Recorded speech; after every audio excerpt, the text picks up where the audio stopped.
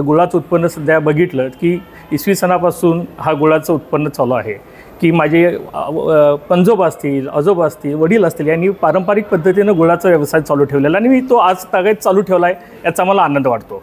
कारण गुळाचं जर का आपण काही वर्षापूर्वी बघितलं की पेपरमध्ये आलं होतं की जे माहेरघर गुळाचं म्हटलं जातं कोल्हापूर, त्या कोल्हापूरमध्ये गुळाला आता घरघर लागलेले दिसते.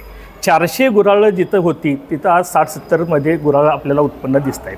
हे का झालं, कशाबद्दल झालं, ह्याच्यामध्ये उदासीनता शेतकऱ्यामध्ये का आली ह्याचा विचार करणं फार गरजेचं आहे. जर का मित्र आपण बघितलं, आत्ताच बघितलं की माझे सर्व सहकारी मित्रांनी की FRP 3500, 3600, 4000 रुपये मिळणं अपेक्षित आहे आणि खरोखर शेतकऱ्याला जर का पैसे मिळाले तर शेतकरी कुटुंब आनंदी आणि सुखी राहू शकेल. त्याच अनुषंगानं आम्ही काम करतो. मी ही एक स्वतःचा ऊस उत्पादक आहे. जर का बघितलं की साधारणपणे मला 1 टन गूळ तयार करायला 10 टन ऊसाची आवश्यकता असते.